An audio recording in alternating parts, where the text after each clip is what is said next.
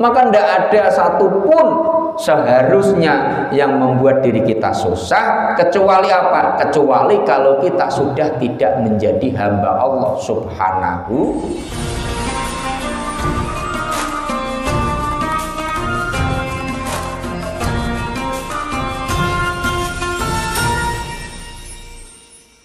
Akan menjaga.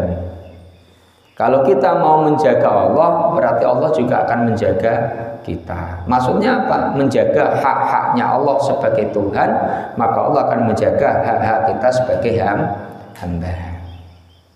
Ifadillah tajiduhu tujahaka. Ifadillah, jagalah, peliharalah Allah, tajidhu, maka engkau akan menemukan akan Allah, tujahaka, Allah akan mengagungkanmu. Artinya kita memang sebagai hamba dianjurkan oleh Allah melakukan tugas kita sebagai hamba. Ya, waktu sholat, waktu ngaji, waktu kerja, itu tugas kita. Ada anjuran baca Quran, anjuran sedekah. Nah, nanti setelah kita melakukan apa yang sudah kita lakukan sebagai hamba, Allah akan melakukan tugasnya sebagai Tuhan. Ya, apa itu? Memudahkan kita, memberikan rezeki yang cukup, memberikan kesehatan dan lain sebagainya. Semua itu adalah hak dari Allah Subhanahu wa ta'ala. Idza sa'alta fas'alillah. Idza sa'alta, ketika meminta engkau, fas'alillah, maka mintalah kepada Allah. Ini nih. Ini kita nih minta kepada orang itu tidak boleh. Tapi mintalah kepada Allah. Maka kalau kita minta pada orang, itu sebenarnya cuma wasilah. Karena hakikatnya yang kita minta adalah Allah Subhanahu wa ta'ala. Kita memberi orang, sebenarnya bukan kita yang memberi, karena yang memberi tetap Allah. Kenapa? Karena yang kita berikan juga milik Allah.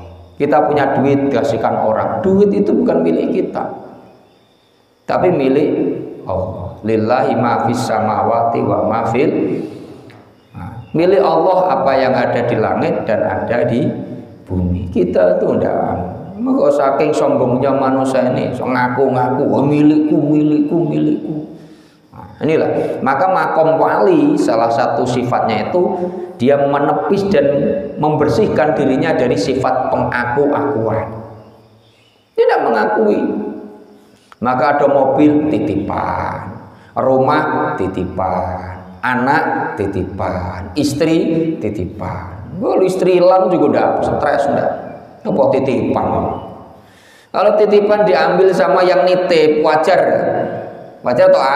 Ya wajar, wong titipan diambil yang nitip ya wajar. Masa kita marah sih? Kita punya duit, kemudian diambil orang, lah itu berarti diambil sama yang nitip. Lah kok kita stres, ya rugi tuh gitu. Alangkah enaknya hidup kalau kita berpikirnya seperti ini.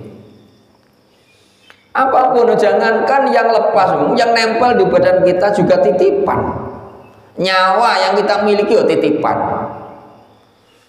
Maka kadang ada orang tua anaknya meninggal kemudian stres, lu itu titipan kok apa? Ya kan, hartanya banyak kemudian asalnya kaya jadi miskin, dia stres. Tidak usah stres, asal dia tetap menjadi hamba Allah, maka dia akan menjadi orang yang beruntung dunia dan akhirat. Kalau soal apa itu namanya harta dan sebagainya itu cuma titipan. Satu saat bisa hilang, satu saat bisa datang. Biasa. Datang pergi itu biasa. Maka dulu ada cerita, ada seorang kiai besar di Jawa. Dia itu memiliki apa namanya itu cincin merah delimo. Suatu hari cincin merah delimo ini hilang. Entah dicuri orang atau kiai itu stres. Maka orang baru tahu, oh dia bukan makomnya kiai besar, cuma namanya aja besar, pada kenyataannya enggak. Sebab apa? Makom muraqabahnya enggak ada, maka makom yahfadillahnya juga enggak ada.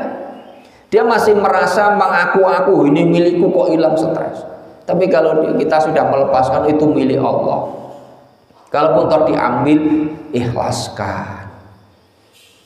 Insya Allah akan hidupnya enak. Dan Allah pun maha adil kok. Kita nanam padi dimakan burung, jadi sedekah bagi kita. Makan singkong, dimakan kambing tetangga, sedekah. Jadi tidak usah dipagar kemudian sampai diracuni, kambingnya mati, kasihan kan tetangga. Jadi sedekah, itulah. Tapi ya dijago, mentang-mentang kata Ustaz Ilham sedekah. Waktu tanam 1 hektar, dari kandang, dari opon, dari pagar, habis makan, akhirnya malah pusing sendiri. Ya ikhtiar tetap ada ya di kandang, sedikit-sedikit dimakan itu jadi sedekah lagi kita. Maka yang ada di kita insya Allah itu juga titipan, yang hilang juga tidak jadi masalah karena semuanya kembalinya kepada Allah Subhanahu wa Ta'ala. Wa idza sta'anta, dan apabila minta tolong kamu, fasta'in billah, minta tolonglah kepada Allah. Kita kalau meminta tolong, mintanya juga kepada Allah. Jangan minta tolong kepada selain Allah. Gitu. Maka ketika kita sakit, kemudian datang ke dokter, kita minta tolong toh, supaya nyuntik, supaya periksa. Itu jangan kemudian di hati kita ini punya keyakinan kalau yang menyembuhkan penyakit kita ini dokter, itu salah. Salah. Sebab apa? Tetap yang menyembuhkan penyakit itu Allah. Cuma dokter itu menjadi pelantara karena makom kita ini manusia, maka kita manusia harus punya ikhtiar. Tidak mungkin juga Allah akan memberikan kesehatan tahu-tahu sembuh, tidak mungkin. Sebab likulli syai'in wasilah, setiap sesuatu ada wasilahnya. Orang pengen sembuh ya harus berobat, pengen kaya harus kerja. Ya Allah, minta duit banyak, ya mana kaya? Kerja beda, tetap ada wasilah. Walaupun kadang-kadang Allah itu kadang-kadang tidak memerlukan wasilah. Ini yang penting. Tapi jangan kemudian itu kita jadikan tolak ukur, tidak boleh. Memang kadang-kadang Allah itu tidak memerlukan wasilah untuk menjadikan seseorang itu kaya. Allah tidak perlu orang itu harus kerja. Dia kerja wajar karena sebagai manusia punya usaha.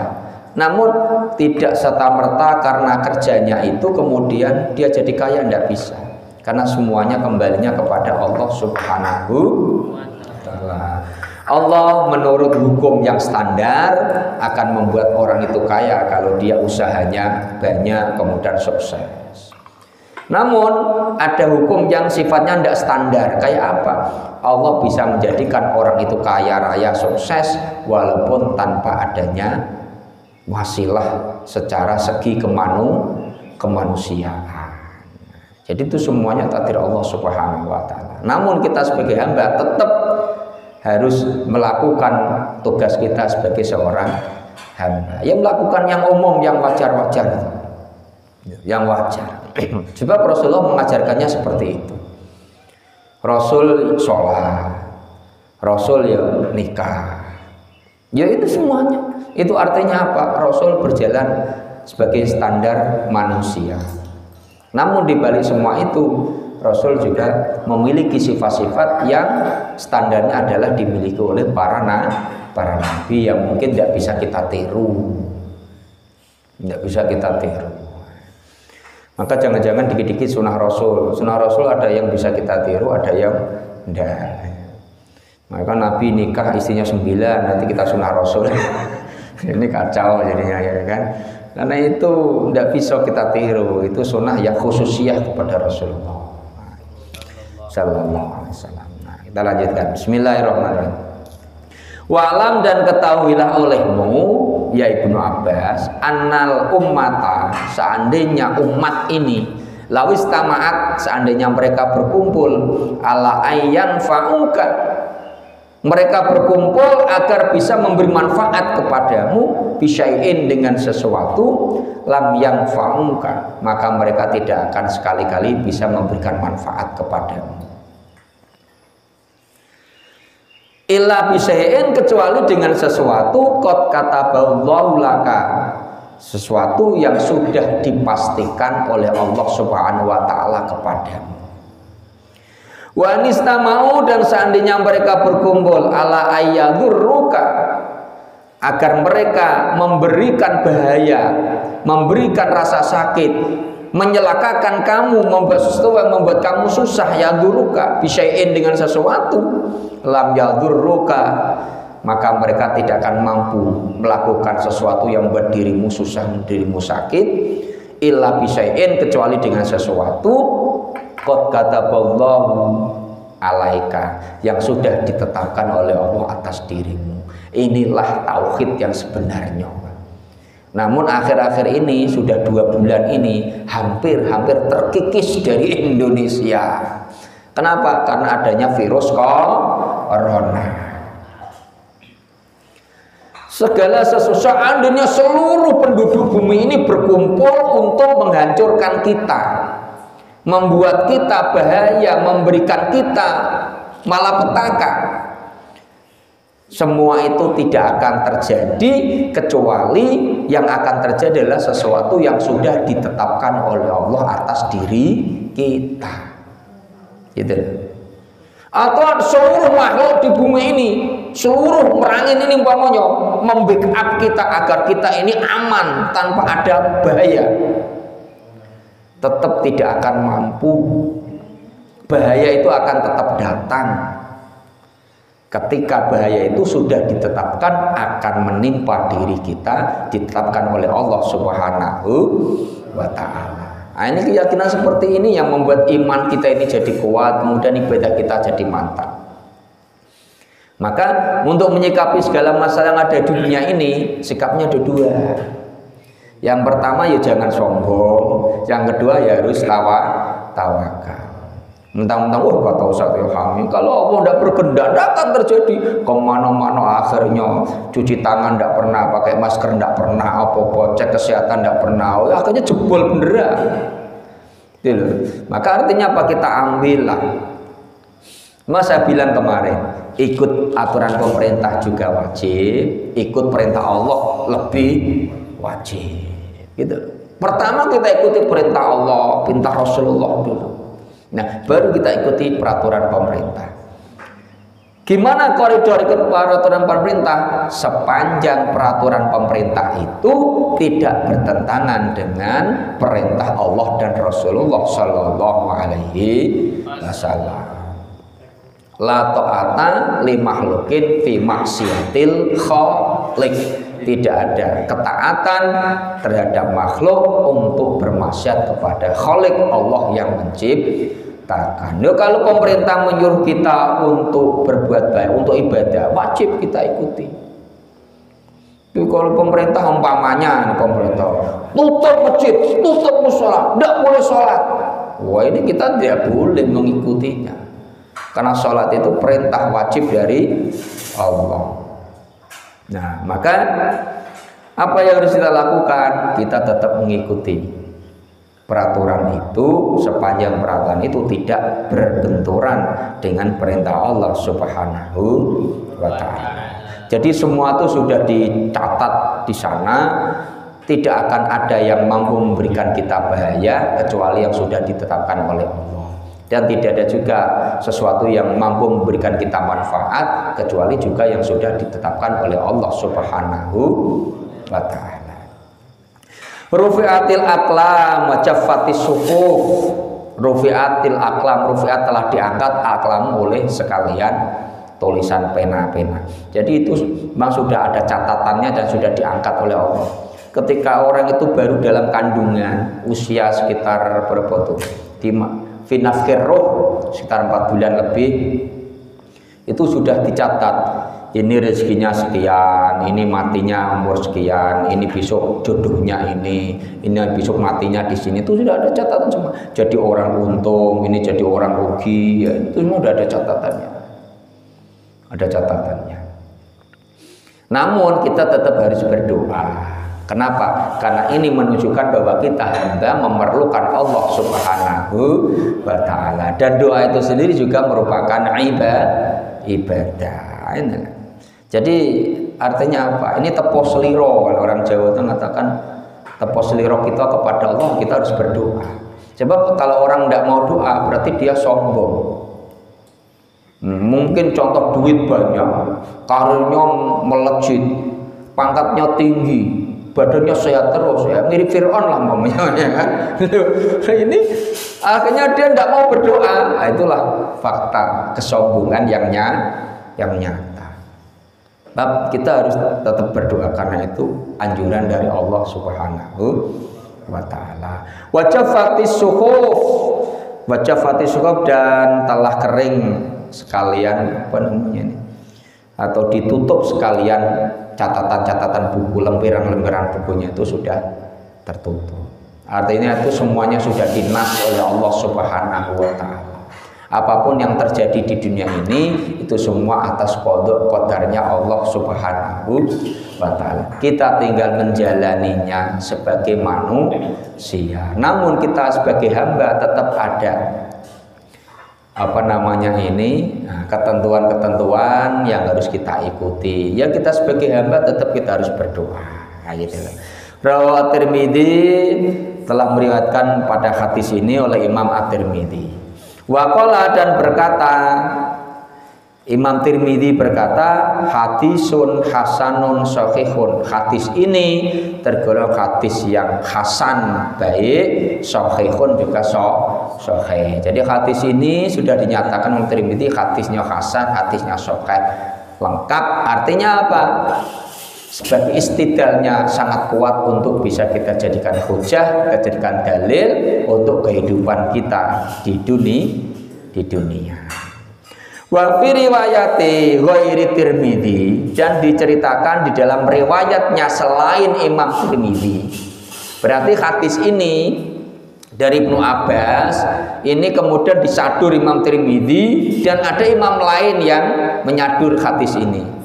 Nah ternyata imam lain itu agak sedikit beda dengan tulisan dengan apa yang diambil dari selain Imam Tirmidzi. Apa bunyinya? Ihfadillah tajidhu amamaka. Ihfadillah, jagalah Allah, maka tajidhu, engkau akan menemukan akan Allah, amamaka, akan berada di depanmu. Kalau kita menjaga Allah, Allah akan nuntun kita jadi imam kita. Coba, kalau Allah sudah nuntun kita, tidak ada satupun kekuatan yang mampu untuk melengsarkan dan menyesatkan kita, itu tidak akan. Namun kita tetap harus menjaga eksistensi Allah itu sebagai Tuhan, benar-benar kita terapkan dalam kehidupan kita. Maka Allah itu akan tampil pada kita menjadi imam kita. Ya, namanya imamnya di depan, ya kan? Apapun yang ada tanggung jawab. Ketika ada musuh depan, dia duluan. Itu bahasanya itu seperti itu. Itu di depan. Pemimpin giliran rakyatnya makmur di depan, giliran rakyatnya sengsara di belakang. Oh, pemimpin apa? Ya kan? RT RW, giliran PLT, wow, di depan duluan. Nah, giliran rakyat butuh bantuan lari. Ya, ini bukan pemimpin yang bagus ini. Ini tidak mau jadi amamaka itu tidak bisa kayak gitu, ya kan? Nah, kita jaga Allah sebagai Tuhan kita, hak Allah kita jalankan, maka kita akan menemukan Allah itu akan menjadi amamaka di depan kita, menjadi penuntun bagi kita. Ta'arraf ilallah, ta'arraf, kenalilah, mengenalkanlah dirimu ilallah pada Allah. Kita harus mengenal Allah firroha, di dalam waktu senang. Ingat kepada Allah di waktu senang. Ya'rifka fisyiddat, maka Allah akan mengenalmu, Allah akan ingat kamu, akan melihatmu di dalam waktu susah. Nah, sekarang terbalik, giliran senang lupa Allah. Duitnya apa? Uangnya banyak, badannya sehat, jamaah tidak mau. Giliran sakit-sakitan, tidak punya duit, ke masjid rajin ya tiap hari, ya kan? Giliran butuh sama Allah, ya rajinnya minta ampun. Giliran enak-enak lupa Allah. Nah, ini yang banyak manusia itu seperti itu. Giliran pangkatnya naik, gajinya makin tinggi, ya iyalah, ya Allah. Dengar azan udah tidak dengar lagi, musola udah jauh, masjid udah jauh, kota amal udah tidak pernah diisi. Ya itulah manusia. Kini kok pengen sukses gimana? Ketika kita senang, kita ingat Allah, kita kenal Allah, kita tahu Allah, maka ketika kita susah, Allah pun akan ingat kita. Luar biasa lah ini. Bukan ketika Allah senang, ketika kita susah loh Allah ingat kita. Coba di saat kita susah, sedih, orang tidak mau dekat lagi dengan kita, masih ada Allah, aman. Maka kadang-kadang kita sering diajari gini, jangan hidup di dunia ini merasa orang itu harus senang semua dan kita itu jangan. Tidak bisa. Kita hidup di masyarakat namanya. Tidak mungkin seluruh orang tetangga kanan kiri itu senang semua dengan kita. Apa yang kita ucapkan setuju semua, tidak mungkin. Sebab Nabi aja, kekasih Allah, perkataan Nabi itu banyak yang tidak setuju orang-orang. Apalagi kita, kelas kita ini apa? Ini artinya apa? Tidak semua perkataan kita orang pada setuju. Ya biarlah, dia tidak setuju terserah. Tidak semua orang senang dengan dia, yang tidak senang ya biarlah. Asalkan kita tetap bisa ibadah kepada Allah, ya kan? Itu sudah luar biasa. Asal Allah masih ridho dengan kita, itu udah luar biasa. Nah ini yang perlu kita tanamkan kepada diri kita dan pada seluruh keluarga kita. Kadang-kadang kita ini loh, punya istri itu tuntutannya tinggi, pengen apa, pengen begini, pengen dibikiniin, pengen diginiin, ujung-ujungnya malah kecewa. Udahlah, kalau punya istri udah usah macam-macam. Yang penting istri itu mau sholat, udah, masih hidup, sudah lah. Banyak dengar apa lagi coba. Yang penting dia sholat, masih hidup, lah sudah. Maka kalau kita banyak tuntutan, pasti banyak kecewa. Sedikit tuntutan, tidak akan kecewa selama-lamanya. Itu prinsip hidup. Tidak usah banyak nuntut, maka tidak akan kecewa. Sudahlah, bagaimanapun juga, kita punya anak, tuntutan kita dengan anak tinggi niat. Nah itu yang membuat kita kecewa kadang-kadang. Kamu harus pintar bahasa Inggris, pintar bahasa Arab, hafal Quran, pandai ceramah. Lo cucunya tidak bisa galau, ya stres orang tuanya. Sudahlah, punya anak itu masuk pesantren, itu luar biasa, masya Allah. Itu udah karunia yang harus kita syukuri. Kemudian di pesantren kok tidak bisa apa-apa, ya sudah, ya sabar. Kita ngasih apa namanya itu SPP, itu kan sedekah untuk kita. Ngasih apapun keuangan ke dalam murid itu sedekah untuk kita, ya kan? Jadi bukan ada sangkut pautnya dengan anak, itu enggak. Anak itu mungkin yang penting anak itu waktu sholat ngerti sholat itu udah luar biasa. Waktu sholat dia udah tahu sholat, itu artinya orang tua sudah sukses. Apa suksesnya? Membuat anaknya menjadi hamba Allah. Itu waktu itu sudah kekuatan yang luar biasa. Yang lainnya itu nanti itu urusan mudah, itu diatur sendiri oleh Allah Subhanahu wa taala. Kalau kita punya anak sampai tua dia tetap sholat, itu udah jaminan surga. Apalagi anak kita harapkan. Masalah ini itu nanti bisa sendiri, Allah yang atur. Dia nak jadi apa, insya Allah bisa dengan sendirinya. Jadi tidak perlu kita nuntut begini untuk begini. Nah, itu yang salah selama ini. Walam dan ketahuilah annama ahta'aka lam yakun liyusibaka. Ketahuilah bahwa apapun sesuatu yang kau buat salah, yang membuat dirimu salah, maka itu tidak akan menimpa pada dirimu. Kesalahan, kebenaran itu semuanya sudah diatur oleh Allah Subhanahu wa taala.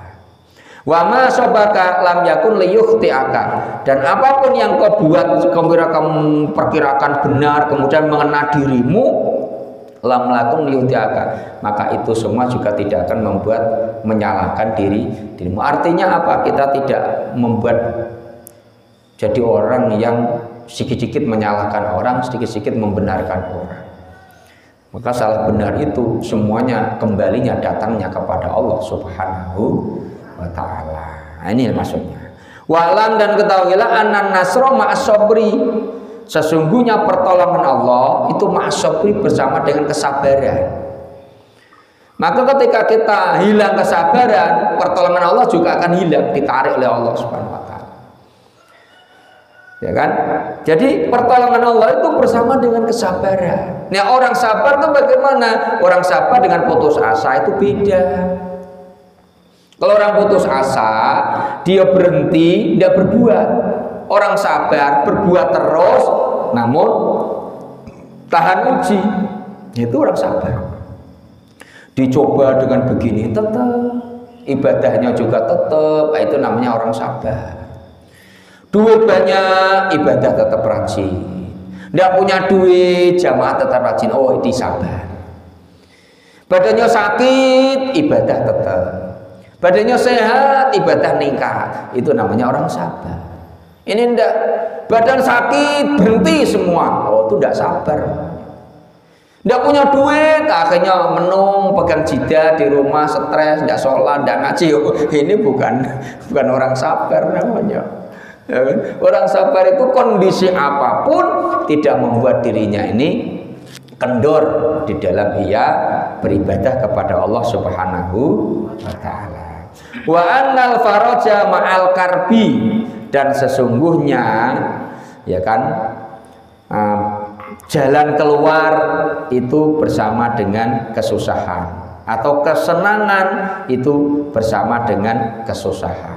Ini kalau lafadznya faroja, ini berarti maknanya ini jalan keluar. Ma'al karbi, bersama dengan kesusahan. Tapi kalau wa annal faroha, kesenangan. Wa annal faroha ma'al karbi, kalau kesenangan itu bersama dengan kesusahan. Kesusahan apapun pasti di dalamnya ada unsur kesenangan.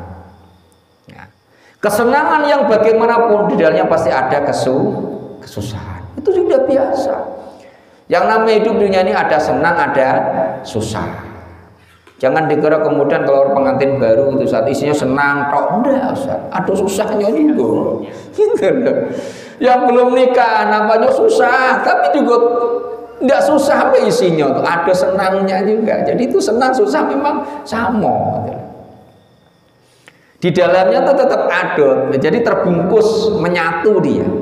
Mungkin kalau kita ditengok orang lain itu senang, berarti unsur senangnya itu lebih banyak mendominasi daripada unsur susahnya.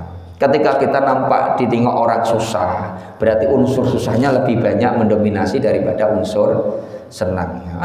Tetap ada senangnya. Oh, jangan dikira pengantin baru itu senang. Pikiran mumet juga di sini ngapain ya, nyari apakah? Ya kan? Ya dah. Ya Bang Ayun. Ya seperti itu. Memang hidup ya seperti itu. Jadi tetap ada kesenangan. Maka artinya apa sih? Artinya kita tidak boleh kemudian ketika kita senang lupa daratan, kemudian ketika kita susah putus asa, itu tidak boleh. Karena di dalam kesenangan ada susahnya, di dalam kesusahan ada senangnya. Dan justru di dalam kesusahan itu akan ada jalan keluar. Itu kata Nabi. Di dalam kesusahan itu ada jalan keluar. Maka kadang-kadang kalau kita ini tidak pernah susah, itu malah bahaya. Malah bahaya. Maka Nabi dan mengajarkan pada kita tahu, seringlah ingat mati. Artinya apa? Kalau orang ingat mati pasti susah. Kalau orang susah itu tertata dia. Kesombongan hilang. Terus energi untuk makin rajin ibadah itu meningkat. Nah, itulah yang dimaksud kenapa kita harus selalu ingat mati. Jadi di dalam kesusahan itu membawa nikmat, membawa manfaat yang luar biasa. Maka jangan-jangan kemudian kita kok tidak pernah susah itu harus hati-hati malah. Hidup kok tidak pernah susah ini hati-hati malah. Jangan-jangan istijrat dari Allah Subhanahu wa ta'ala. Ya kan? Sebab Fir'aun itu tidak pernah susah, ya. Tahu mati. Itu Fir'aun itu cerdas, sangat cerdas. Maka ketika dia mau mati, Itu kan dia berusaha melafadzkan la ilaha illallah. Dia berusaha melafadzkan itu. Cuma karena jengkelnya malaikat, akhirnya mulutnya dijejeli oleh lumpur. Akhirnya tidak bisa mengucap dia. Tapi sebenarnya dia sudah mulai itu. Nah inilah. Artinya apa? Ya artinya setiap kesusahan, kesedihan itu semuanya ada hikmahnya. Maka jangan seperti orang-orang yang ketika senang kemudian lupa daratan, ketika sedih kita putus asa, biasa-biasa saja. Jadi orang yang nyantai aja. Senang ya seperti ini, sedih ya seperti ini, tetap ibadah rutin, apapun rutin, insya Allah. Itulah yang dikehendaki oleh Allah Subhanahu wa Ta'ala. Ya kan? Qalu rabbuna Allah sumastaqam. Katakan Tuhan kita Allah kemudian istiqomah. Artinya rutin. Dengan kondisi bagaimanapun ibadah jangan kendor. Seperti itu yang diinginkan oleh Allah. Wa anna mal usri yusra, dan sesungguhnya bersama dengan kesulitan ada kemudahan. Ini juga nampak dalam pandangan mata kita sulit, namun ingat di dalam kesulitan itu pun ada kemudahan. Cuma kenapa nampak sulit? Karena potensi yang nampak itu lebih mendominasi yang sulit daripada yang mudah. Sama sebaliknya. Maka justru ketika kesulitan itu menerpa gitu, makin kencang, akan muncullah kemudahan itu di sela-sela kesulitan tersebut. Jadi innal ma'al usri yusra. Dalam kesulitan ada kemudahan. Yo kayak gini nih, apa yang membuat kita susah coba?